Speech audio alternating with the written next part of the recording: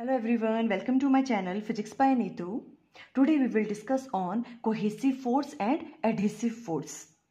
देखो ये छोटा सा टॉपिक है जो आने वाले हमारे टॉपिक्स हैं उसमें हम इसका यूज़ करने वाले हैं। तो आज हम थोड़ा सा रिवाइज कर लेते हैं कि cohesive force and adhesive force क्या होती हैं। मे बी आपको ये चीज़ पता भी हो इन फोर्सेस के बारे में, पर हम हल्का सा रिवीजन कर लेते हैं। देखो इसके बारे में, देखो कोहेसिव फोर्स क्या होती है, जब भी फोर्स लगती है सेम काइंड ऑफ मॉलिक्यूल्स के बीच में उसे हम कहते हैं कोहेसिव फोर्स। जैसे कि अगर हम मान लो वाटर मॉलिक्यूल्स ले रहे हैं तो वाटर मॉलिक्यूल्स के बीच में जो फोर्स लग रही है, वाटर के मॉलिक्यूल्स और वाटर के मॉलिक्यूल्स के बीच की अगर जो फोर्स है उसे हम कहते हैं कोहेसिव फोर्स। जैसे मरकरी ले रहे हैं तो मरकरी और मरकरी के मॉलिक्यूल्स के बीच की जो फोर्स होगी उसे हम कहेंगे कोहेसिव फोर्स। मीन जो सेम काइंड ऑफ मॉलिक्यूल्स के बीच में लगती है उसे हम कहते हैं कोहेसिव फोर्स। और एडहेसिव फोर्स क्या होती है, जो डिफरेंट काइंड ऑफ मॉलिक्यूल्स के बीच में लगती है। जैसे कि मान लो हम बात करें वाटर एंड ग्लास की, तो जो वाटर के मॉलिक्यूल एंड ग्लास के मॉलिक्यूल्स डिफरेंट डिफरेंट है, उनके बीच में जो फोर्स लगती है उसे हम कहेंगे एडहेसिव फोर्स। वैसे ही अगर हम मरकरी और ग्लास की बात करें तो जो मरकरी के मॉलिक्यूल्स और ग्लास के मॉलिक्यूल्स के बीच में फोर्स लगेगी उसे हम क्या कहेंगे, एडहेसिव फोर्स। जो डिफरेंट काइंड ऑफ मॉलिक्यूल्स के बीच में लगती है उसे हम कहते हैं एडहेसिव फोर्स। और सेम काइंड ऑफ मॉलिक्यूल्स के बीच में जो फोर्स लगती है उसे हम कहते हैं कोहेसिव फोर्स। तो देखो ये चीज राइट डाउन किया हमने, कोहेसिव फोर्स क्या होती है, force between same kind of molecules, उसे हम कहते हैं कोहेसिव फोर्स। फॉर एग्जांपल जैसे वाटर एंड वाटर के मॉलिक्यूल्स हैं उनके बीच की फोर्स है, मरकरी और मरकरी के मॉलिक्यूल्स हैं उनके बीच की फोर्स है ना, उसे हम कहते हैं कोहेसिव फोर्स। क्लियर? ओके। अब आइए आपके पास जो एडहेसिव फोर्स है, देखो ये क्या है, force between different kind of molecules. जैसे हमने क्या कहा, अगर एक वाटर के हैं मॉलिक्यूल्स और ग्लास के मॉलिक्यूल्स, उनके बीच की जो फोर्स होगी डिफरेंट डिफरेंट काइंड के मॉलिक्यूल्स हैं, है ना, ग्लास के मॉलिक्यूल्स हैं एंड वाटर के मॉलिक्यूल्स, इनके बीच में जो फोर्स लगती है उसे हम कहते हैं एडहेसिव फोर्स। जैसे मरकरी और ग्लास के मॉलिक्यूल्स के बीच में फोर्स होगी उसे हम क्या कहेंगे, एडहेसिव फोर्स। क्लियर हुई आपको cohesive force and adhesive force क्या होती हैं।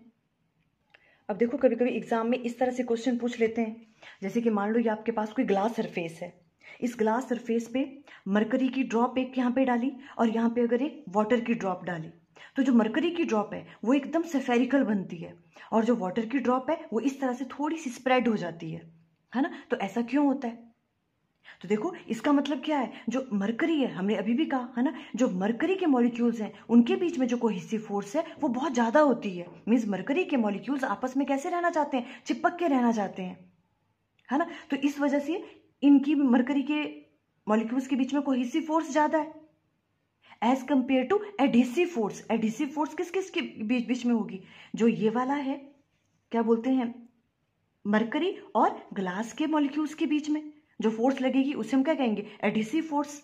उसकी वैल्यू कम होगी एज कंपेयर टू मरकरी के मॉलिक्यूल्स के बीच में जो कोहेसिव फोर्स है। इस वजह से देखो ये जो आपके पास ड्रॉप है ये देखो बहुत कम कांटेक्ट में है ग्लास के, बिकॉज मरकरी में कोहेसिव फोर्स बहुत ज्यादा है ना, उसके मॉलिक्यूल्स आपस में चिपक के रहना चाहते हैं। और जो एडहेसिव फोर्स है मींस फोर्स बिटवीन किस किस के बीच में, ग्लास के मॉलिक्यूल्स के बीच में एंड मरकरी के मॉलिक्यूल्स के बीच में, वो बहुत कम है। देखो तो आप इस तरह से राइट डाउन कर सकते हो कि कोहेसिव फोर्स इस केस में, मरकरी के केस में ज्यादा होती है as compared to adhesive force. Adhesive force कौन सी, ग्लास के मॉलिक्यूल्स एंड मरकरी के मॉलिक्यूल्स के बीच में, वो कम होती है। इस वजह से क्या होता है, देखो इसके मरकरी के मॉलिक्यूल्स आपस में क्या रहना चाहते हैं, उनके मॉलिक्यूल्स के बीच में बहुत ज्यादा फोर्स है, वो आपस में चिपक के रहना चाहते हैं, है ना। तो इसलिए वो क्या करते हैं, देखो इसलिए उसकी सरफेस टेंशन भी ज्यादा होती है ना। और वो क्या करते हैं, मिनिमम सरफेस एरिया ऑक्यूपाई करना चाहते हैं, बिकॉज उनकी सरफेस टेंशन अब ज्यादा हो गई, बिकॉज उनके बीच में कोहेसिव फोर्स ज्यादा है ना। तो देखो बहुत कम टच कर रहे हैं वो, देखो ग्लास सरफेस से, इसलिए ये प्योर स्फेरिकल होती है जो आपके पास मरकरी की ड्रॉप है। और वाटर में क्या होता है, देखो वाटर के केस में क्या होता है, जो कोहेसिव फोर्स है, वाटर के मॉलिक्यूल्स के बीच में जो कोहेसिव फोर्स है, मींस वाटर और वाटर के मॉलिक्यूल्स के बीच की जो फोर्स है वो होगी कोहेसिव फोर्स, है ना। वो लेस देन होती है किसके, एडहेसिव फोर्स। एडहेसिव फोर्स कौन कौन सी हुई, वाटर के मॉलिक्यूल एंड ग्लास के मॉलिक्यूल्स के बीच में जो फोर्स है वो ज्यादा होती है है ना। अभी हम किसकी बात कर रहे हैं, देखो इम्प्योर वाटर की बात कर रहे हैं यहाँ पे हम, ठीक है। कैसा वाटर है, impure water.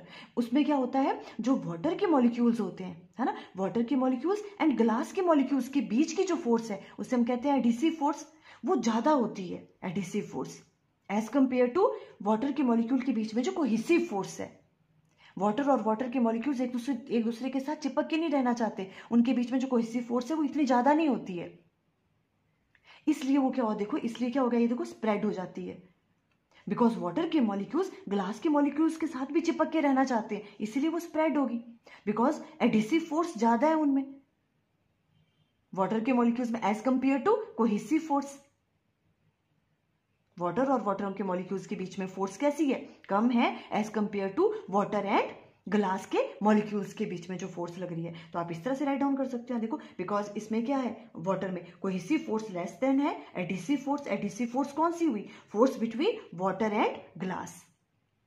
Water and glass के मॉलिक्यूल्स के बीच में जो फोर्स है वो ज्यादा है as compared to force between water and water के मॉलिक्यूल्स के बीच में, जिसे हम कोहेसिव फोर्स कहते हैं। आप इस तरह से राइट डाउन कर सकते हो, एग्जाम में एक्सप्लेन कर सकते हो उसको, है ना। इस वजह से वाटर की ड्रॉप जो स्प्रेड हो जाती है और मरकरी की प्योर स्फेरिकल रहती है, क्योंकि मरकरी में कोहेसिव फोर्स ज्यादा है एडिसिव फोर्स से। इट मीन्स जो मरकरी के बीच में मॉलिक्यूल्स हैं, है ना, मरकरी के मॉलिक्यूल्स के बीच में जो फोर्स है वही हुई ना cohesive force. Force between mercury and mercury के मॉलिक्यूल्स के बीच में, एम और एम मैंने राइट डाउन किया, मरकरी और मरकरी के बीच में जो फोर्स है वो ज्यादा होती है as compared to force between mercury and glass के बीच में एडिसिव फोर्स से। क्लियर, या तो आप इस तरह से एक्सप्लेन करो या तो आप ऐसे राइट डाउन कर सकते हो, बिकॉज हमें पता है कि मरकरी की सरफेस टेंशन क्या होती है, बहुत ज्यादा होती है as compared to surface tension of water. देखो सरफेस टेंशन मरकरी की होती है 0.465 न्यूटन पर मीटर और वाटर की कितनी होती है 0.075। यहाँ पे 0.07 है, यहाँ पे 0.4 है ना। तो इसकी सरफेस टेंशन मरकरी की काफी ज्यादा है इसके कंपैरिजन में, इसकी सरफेस टेंशन ज्यादा है ना। इट मीन्स इसमें कोहेसिव फोर्स ज्यादा है, तो वो मिनिमम सरफेस एरिया ऑक्यूपाई करना चाहता है, इसलिए वो प्योर स्फेरिकल होता है ना। आप इस तरह से भी राइट डाउन कर सकते हो, इस तरह से भी, ठीक है। अगर आपको दोनों चीजें याद है तो आप सरफेस टेंशन से भी एक्सप्लेन कर सकते हो और कोहेसिव एंड एडिसिव फोर्स की तरह से भी आप इसको एक्सप्लेन कर सकते हो। तो ये छोटा सा टॉपिक था, हम अपने नेक्स्ट वाले टॉपिक में एंगल ऑफ कॉन्टैक्ट के बारे में अंडरस्टैंड करेंगे, उसमें हम इसका भी यूज करेंगे। Okay, thank you.